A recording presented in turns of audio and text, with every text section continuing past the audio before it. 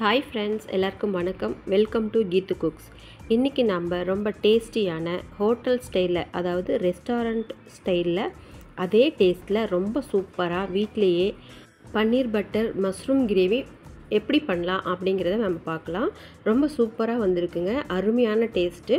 இந்த கிரேவி வந்து நம்ம சைடிஷாக எதுக்கெல்லாம் யூஸ் பண்ணலாம் அப்படின்னு சொன்னால், டிஃபன் ஐட்டம், சாப்பாடு எல்லாத்துக்குமே பொருந்துச்சு. நாங்கள் வந்து இன்றைக்கி சாப்பாட்டுக்கும் வச்சு சாப்பிட்டு பார்த்தோம், அதே சமயம் சப்பாத்திக்கும் வச்சு சாப்பிட்டு பார்த்தோம். ரொம்ப சூப்பராக வந்திருக்கு.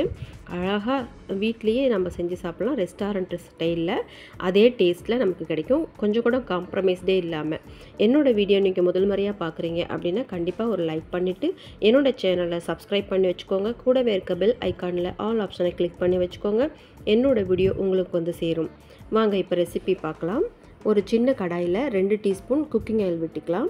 நம்ம க்யூப் சைஸில் வந்து 1.5 வெங்காயம், ஒரு பெரிய 2 வெங்காயத்தில் 1.5 வெங்காயம் எடுத்துகிட்டு க்யூப் சைஸில் கட் பண்ணிவிட்டு, இந்த மாதிரி நம்ம அரை வேக்காட்டில் பாதி வேகிற அளவுக்கு மட்டும் நம்ம வதக்கி விட்டுக்கலாம். ஏன்னா நம்ம இது ஃபைனலாக வந்து இதே கிரேவியில் தான் ஆட் பண்ண போகிறோம். அப்போ பார்த்திங்கன்னா கொஞ்சமாக வேகும். அதனால் முழுசாக இப்போ வேக வைக்காமல் ஓரளவுக்கு மட்டும் நம்ம வதக்கிட்டு ஒரு தட்டில் ஒரு ஓரமாக எடுத்து வச்சுக்கலாம். இதெல்லாம் வதக்கும் போது நம்ம ஃப்ளேம் வந்து லோ ஃப்ளேமில் வச்சுக்கிறது ரொம்ப நல்லது. அப்போ தான் ஈவனாக நமக்கு வதங்கி வரும். அப்போ நமக்கு டேஸ்ட் வந்து ரொம்ப சூப்பராக வரும். இதே போலவே நம்ம மற்ற பொருட்களையும் இந்த எண்ணெயில் போட்டு நம்ம வதக்கிக்கலாம். இப்போ வந்து ஒரு கேப்சிகம் முழுசாக எடுத்துகிட்டு இதே மாதிரி க்யூப் சைஸோ இல்லை ஸ்கொயர் சைஸோ வெட்டிட்டு நம்ம அதை வந்து ஆட் பண்ணிக்கலாம். இதையும் நம்ம ஹாஃப் பாயிலுக்கு தான் வதக்க போகிறோம். ஓரளவுக்கு வதங்கி வந்தாலே போதும். நம்ம மறுபடியும் கிரேவியில் ஆட் பண்ணும்போது மீதி வெந்துடும். அப்போ வந்து சாப்பிட்றதுக்கு கொஞ்சம் க்ரன்ச்சினஸ் இருந்தால் நல்லாயிருக்கும். இப்போ இதையும் அதே தட்டில் ஒரு ஓரமாக எடுத்து வச்சுக்கலாம். இதே போலவே நம்ம அடுத்ததாக காளானையும் நம்ம கட் பண்ணிவிட்டு ஃபஸ்ட்டு நம்ம தண்ணியில் போட்டு அலசிட்டு அதுக்கப்புறம் தான் நம்ம இதை போட போகிறோம். ஏன்னா காளானில் எப்படி பார்த்தாலுமே அதை நம்ம பேக்கிங்கில் வரும்போது கொஞ்சம் போல் ஏதாவது மண்ணோ தூசியோ எல்லாமே இருக்க வாய்ப்பு இருக்குது. அதனால் எடுத்துகிட்டு சுத்தம் படுத்திட்டு அதுக்கப்புறம் கட் பண்ணிவிட்டு இப்போ நம்ம இதை ஆட் பண்ணிக்கலாம். பன்னீர் பட்டர் மசாலாவுக்கு இன்றைக்கி நான் எடுத்திருந்த காளான் வந்து பார்த்திங்கன்னா சிப்பி காளான், அது இங்கிலீஷில் ஒயிஸ்டர் மஷ்ரூம்னு சொல்லுவாங்க. இந்த சிப்பி காளான் வந்து அவ்வளோ டேஸ்ட்டு சூப்பராக இருக்கும். அதாவது நான்வெஜ் சாப்பிட்ற ஒரு ஃபீல் கொடுக்குங்க. இது பச்சையாக இருக்கும்போது பார்த்திங்கன்னா நசுக்குனாவே அது நசுங்கி சேதம் அடைஞ்சிரும். அதுவே நம்ம சமைச்சு சாப்பிடும்போது பார்த்திங்கன்னா ரொம்ப சாஃப்டாக ஒரு மாதிரி கல் மாதிரி மாறிடும். அதுவே வந்து நம்ம கறி சாப்பிட்ற ஒரு ஃபீல் கொடுக்கும். அது வந்து நம்ம எண்ணெயில் போட்டு நம்ம வதக்கிட்டு தனியாக எடுத்து வச்சுக்கலாம். ஓரளவுக்கு வதங்கினாலே போதும். அதே எண்ணெயில் ஒரு 10 பல் பூண்டு, 1 இன்ச் அளவுக்கு இஞ்சி அதையும் கட் பண்ணி நம்ம சேர்த்துட்டு வதக்கி விட்டுக்கலாம்.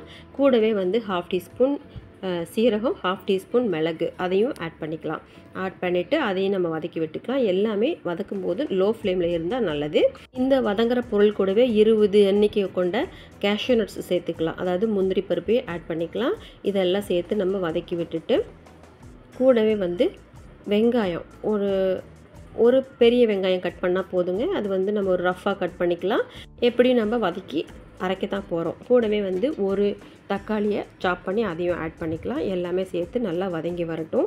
இது நம்ம வந்து மசாலாவாக அரைச்சிக்க போகிறோம். ஓரளவுக்கு நல்லாவே வதங்கி வந்தால் தான் நமக்கு வந்து ரா ஃப்ளேவர் இல்லாமல் இருக்கும், அதாவது பச்சை வாசனை இல்லாமல் இருக்கும். இப்போ நல்லா கொஞ்சம் வதங்கி வந்தாச்சு. இதையும் ஒரு பிளேட்டுக்கு மாற்றிட்டு ஆற வச்சுக்கலாம். கூல்டவுன் ஆனதுக்கப்புறம் மிக்சியில் போட்டு நம்ம அரைச்சிக்க போகிறோம். மிக்சி ஜாரில் ஆட் பண்ணிக்க போகிறோம். இப்போ இது ஓரமாக இருக்கட்டுங்க. அடுத்ததாக வந்து இதே கடாயில் ஒரு 25 கிராம் அளவுக்கு பட்டர் ஆட் பண்ணிக்கலாம். இது கொஞ்சம் மெல்ட் ஆகட்டும். நான் வந்து லோ ஃப்ளேமில் வச்சுருக்கிறதுனால ஸ்லோவாக மெல்ட் ஆகிட்டுருக்கு. மெல்ட் ஆகட்டும், கொஞ்சம் வெயிட் பண்ணலாம். பட்டர் வந்து தீயக்கூடாது, மற்ற பொருட்கள் கூடயும் நல்லா ஆட் ஆகட்டும். அதுக்காக வந்து மெல்ட் ஆகிற வரைக்கும் கொஞ்சம் டைம் கொடுப்போம். இது வந்து சடனாக மெல்ட் ஆச்சுன்னா பார்த்திங்கன்னா நெய் மாதிரி சீக்கிரமாக பக்கத்தில் இருக்கிற பொருளையும் சேர்த்து தீய வச்சிரும். அதுக்காகத்தான் வந்து ஸ்லோவாக மெல்ட் ஆகட்டும்னு சொல்லிட்டு விட்டுருந்தேன். இப்போது இதில் வந்து இந்த பட்டரில் 200 கிராம் அளவுக்கு பன்னீர் எடுத்து க்யூபாக கட் பண்ணி அதை ஆட் பண்ணியிருக்கேன். நம்ம இஷ்டம் தாங்க, பன்னீரை எந்த ஷேப்பில் வேணாலும் நம்ம கட் பண்ணிக்கலாம். பட் வந்து க்யூபாக இருக்கும்போது நம்ம வதக்கும் போதோ அல்லது தாளிக்கும் போதோ கிரேவியில் இருக்கும்போதோ பார்த்திங்கன்னா அதோட ஷேப் உடையாமல் இருக்கும். அதுக்கு மோஸ்ட்லி வந்து இந்த ஷேப் ஓகே தான். இதுவே நம்ம கொஞ்சம் பெருசாவோ அல்லது ட்ரையாங்கிள் ஷேப்லேயோ ரவுண்ட் ஷேப்லேயோ கட் பண்ணோம்னா நிறையா வந்து பீசஸ் வந்து வேஸ்ட் ஆகும். ஸோ இந்த ஷேப் ஓகே தான். அதனால் நானும் இதே மாதிரி க்யூபாகவே கட் பண்ணிக்கிட்டேன். அதையும் நம்ம இந்த பட்டரில் நல்லா ஃப்ரை பண்ணிக்கலாம். ஃப்ரை பண்ணிவிட்டு தனியாக எடுத்து வச்சுக்கலாம். இப்போது நம்ம ஆற வச்சுருந்த அந்த வதக்கிய பொருட்களை மிக்ஸி ஜாருக்கு சேஞ்ச் பண்ணிக்கலாம். மிக்ஸி ஜாரில் ஆட் பண்ணிக்கிட்டு தண்ணி எதுவும் ஊற்றாமல் நம்ம வந்து அரைக்க போகிறோம். இப்போது முழுமையாக நம்ம வந்து ஆறுனதுக்கப்புறமா அரைச்சோம்னா நமக்கு வந்து நல்ல ஃபைன் பேஸ்ட்டாக கிடைக்கும். பாருங்கள், இப்போது அரைச்சி கொண்டு வந்த பிறகு ஃபைன் பேஸ்ட்டை எடுத்து ஒரு பவுலுக்கு சேஞ்ச் பண்ணி வச்சிடலாம். இல்லைன்னா அப்படியே கூட வச்சுக்கலாம், நம்ம ஆட் பண்ணிக்கலாம் அப்புறமா. இப்போ வந்து பெரிய கடாய் ஒன்று வச்சுட்டு 2 டீஸ்பூன் அளவுக்கு குக்கிங் ஆயில் விட்டுட்டு 25 கிராம் பட்டர் சேர்த்துக்கலாம். மொத்தமாக இந்த கிரேவிக்கு 75 கிராம் வந்து பட்டர் சேர்க்க போகிறோம். பன்னீர் வதக்கும் போது 25 கிராம், இப்போ தாளிக்கும் போது 25 கிராம், ஃபைனலாக ஒரு 25 கிராம் சேர்க்க போகிறோம். இப்போ இதில் நம்ம சாப் பண்ணி வச்ச ஒரு பெரிய வெங்காயம் குட்டி குட்டி சைஸில் இருக்கிற மாதிரி நம்ம கட் பண்ணி அதை ஆட் பண்ணிக்கலாம். வெங்காயம் வந்து ஓரளவுக்கு வதங்கினாலே போதும், கிளாஸியாக கிடைச்சா கூட போதும். அது கூட இப்போது ஒரு பே லீஃப், அதாவது பிரியாணி இலை சேர்த்துக்கலாம். அதையும் சேர்த்து வதக்கி விட்டுக்கலாங்க. நம்ம இப்போ வந்து இதெல்லாம் செய்கிற போது தீயை வந்து நம்ம லோ ஃப்ளேம்லேயோ அல்லது மீடியம்லேயோ வச்சுக்கலாம். தீயாமல் பார்த்துட்டோம்னா நம்மளோட பொருள் ரொம்ப சூப்பரான டேஸ்ட்டில் கொடுக்கும். இது கூடவே வந்து 1/4 டீஸ்பூன் அளவுக்கு மஞ்சள் தூள், 1/2 டீஸ்பூன் அளவுக்கு வெறும் மிளகாத்தூள், 1/2 டீஸ்பூன் அளவுக்கு காஷ்மீரி மிளகாத்தூள், கரம் மசாலா ஒரு 1/2 டீஸ்பூன் அளவுக்கு சேர்த்துக்கலாங்க. இது கூடவே சீரக பொடி வந்து ஒரு 1/2 டீஸ்பூன் அளவுக்கு ஆட் பண்ணிக்கலாம். 1 டீஸ்பூன் உப்பு சேர்த்துக்கலாம். இப்போதைக்கு 1 டீஸ்பூன் மட்டும் நம்ம உப்பு சேர்த்துருக்கோம். இந்த மசாலாலாம் சேர்த்து வதக்கி விட்டு பச்சை வாசனை போகிற மாதிரி நம்ம வதக்கி விட்டுட்டு நம்ம ஆல்ரெடி மிக்ஸி ஜாரில் அரைச்சி வச்சுருந்த அந்த மசாலாவை ஆட் பண்ணிக்கலாம். இப்போ தண்ணி எதுவும் ஆட் ஆகாமல் அந்த பொருளோடு சேர்த்து நல்லா வதக்கி விட்டுட்டு அதுக்கப்புறமா மிக்ஸி ஜாரில் கொஞ்சம் போல் தண்ணி விட்டு அந்த மசாலாவை கலக்கி நம்ம ஆட் பண்ணிக்கலாம். எப்பயுமே வந்து இந்த மாதிரி அரைச்ச பொருளை கொஞ்சம் போல் எண்ணெயில் பெரட்டிட்டு அதுக்கப்புறம் தண்ணி சேர்த்தோம்னா டேஸ்ட்டு ரொம்ப கூடுதலாக கிடைக்கும். மீடியம் ஃப்ளேம்லேயே வச்சுட்டு இந்த பொருளை மூடி போட்டு ஒரு 5 மினிட்ஸ் ஆட்டம் நம்ம வேக விட்டுக்கலாம். மீடியம் ஃப்ளேம்லேயே வேக விட்டுறதுனால நமக்கு அடிப்பிடிக்கிற ப்ராப்ளம் இருக்காது. ஆனாலும் நம்ம அப்பப்போ கிளறி விட்டுக்கணும்.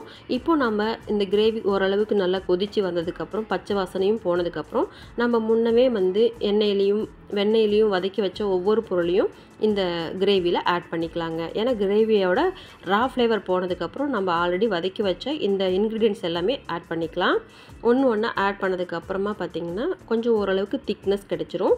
எல்லாத்துக்கும் லாஸ்ட்டாக பன்னீரையும் ஆட் பண்ணிக்கலாம். அவ்வளோதாங்க, நம்மளோட கிரேவி இன்னொரு 5 மினிட்ஸில் ரெடி ஆகிடும்.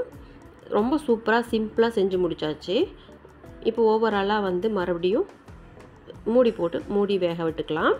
ஒரு 5 மினிட்ஸ் ஆட்டம் மறுபடியும் வேக விட்டோம்னா நம்மளோட கிரேவி ரொம்ப சூப்பராக ரெடி ஆகிடும். உங்களுக்கு ஒரு வேளை திக்காக இருந்ததுன்னா கொஞ்சம் போல் தண்ணி விட்டு அப்புறம் டேஸ்ட்டும் பார்க்கணும். உப்பு பத்தலைன்னா அதையும் கூட ஆட் பண்ணிக்கலாம். மூடி போட்டு ஒரு 2 மினிட்ஸ் 3 மினிட்ஸ் வேக விட்டுக்கலாம். மசாலாவில் எண்ணெய் பிரிஞ்சு ஓரளவுக்கு வந்த பிறகு கொஞ்சம் போல் வெண்ணெய், முழு வெண்ணெயை ஆட் பண்ணிக்கலாம். ஒரு 25 கிராம் அளவுக்கு இருக்கும்.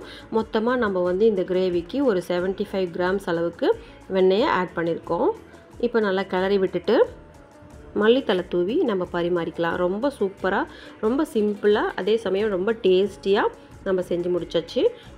பன்னீர் பட்டர் மஷ்ரூம் கிரேவி ரொம்ப அழகாக வந்தாச்சு. இதில் முட்டைக்காலனும் போட்டு செய்யலாம், பட்டாணி சேர்த்துக்கலாம், காலிஃப்ளவர் சேர்த்துக்கலாம். இந்த மாதிரி நிறைய வெரைட்டியில் நிறைய வெஜிடபிள்ஸ் சேர்த்தும் இந்த மாதிரி பன்னீர் பட்டர் மசாலா செய்யலாம். அல்லது மிக்ஸ்டு வெஜிடபிள்ஸும் கூட இந்த பன்னீர் பட்டர் மசாலாவுக்கு செய்யலாம். வெறுமனே பன்னீர் மட்டுமே போட்டு பட்டர் மசாலா செய்யலாம்.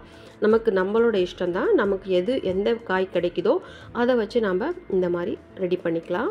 இது வந்து பார்த்திங்கன்னா நாங்கள் இன்றைக்கி சப்பாத்திக்கு மேட்ச் பண்ணியிருந்தோம். ரொம்ப சூப்பராக டேஸ்டியாக இருந்தது. எல்லாருமே இஷ்டப்பட்டு சாப்பிட்டாங்க. கிரேவி தாங்க பத்தலை, அந்தளவுக்கு டேஸ்ட் இருந்ததுனால பத்தலை. நம்ம ரெஸ்டாரண்ட் டைப்பில் நம்ம வீட்லேயே ட்ரை பண்ணலாம். உங்களுக்கும் ரொம்ப ரொம்ப பிடிக்கும்னு நினைக்கிறேன். பிகினர்ஸ் கூட இந்த மெத்தடில் நீங்கள் செஞ்சு பாருங்கள். உங்களுக்கு ரொம்ப ஆப்டாக, ரொம்ப அருமையாக வீட்லேயே இந்த டேஸ்ட்டை நீங்கள் கொண்டு வரலாம். பேச்சுலர்ஸ் கூட ட்ரை பண்ணி பார்க்கலாம். என்னோடய வீடியோ உங்களுக்கு பிடிச்சிருக்குன்னு நான் நினைக்கிறேன். கண்டிப்பாக என்னோடய ஃபுல் வீடியோ பார்த்தவங்களுக்கு ரொம்ப ரொம்ப தேங்க்ஸ். வீடியோவுக்கு நடுவில் குட்டி குட்டி டிப்ஸ்லாம் நான் கொடுத்துருப்பேன். உங்களுக்கு யூஸ்ஃபுல்லாக இருக்கும்னு நான் நினைக்கிறேன். இந்த மாதிரி செஞ்சு கொடுத்தீங்கன்னா உங்கள் குழந்தைங்க அடம் பிடிக்காமல் ரொம்ப டேஸ்டியாக லைக் பண்ணி சாப்பிடுவாங்க. அதே போல் நீங்கள் லஞ்சுக்கும் கொடுத்து விடலாம். டக்குன்னு வேலை முடிஞ்சிடும். அதனால் லஞ்சுக்கும் உங்களால் கொடுக்க முடியும். இல்லைனா நைட்டு டின்னரில் கூட நீங்கள் ஒரு வேளை இந்த மாதிரி சமைச்சு சாப்பிட்லாம். ரொம்பவே டேஸ்டியாக இருந்தது. இன்றைக்கி நாங்கள் ட்ரை பண்ணது வந்து சப்பாத்திக்கு. சாப்பாட்டுக்கும் ட்ரை பண்ணோம். அந்த வீடியோ நான் இதில் ஆட் பண்ணலை. பட் சப்பாத்திக்கு ரொம்ப ஆப்டாக இருந்துச்சு. நீங்களும் வீட்டில் செஞ்சு சாப்பிட்டு பார்த்துட்டு ஃபீட்பேக் கொடுங்க. இந்த வீடியோ உங்களுக்கு பிடிச்சிருந்தா கண்டிப்பாக உங்கள் ஃப்ரெண்ட்ஸ் அண்ட் ரிலேட்டிவ்ஸ்க்கு ஷேர் பண்ணுங்கள். கூடவே இருக்க பெல் ஐக்கானில் ஆல் ஆப்ஷனை கிளிக் பண்ணி வச்சுக்கோங்க. என்னோடய வீடியோ நோட்டிஃபிகேஷனில் உங்களை வந்து சேரும். இந்த வீடியோ பார்த்த எல்லாருக்கும் ரொம்ப நன்றி. தேங்க்ஸ் ஃபார் வாட்சிங் திஸ் வீடியோ ஃப்ரெண்ட்ஸ். அடுத்த வீடியோவில் மீட் பண்ணுறேன் friends. Thank you. Bye and take care friends.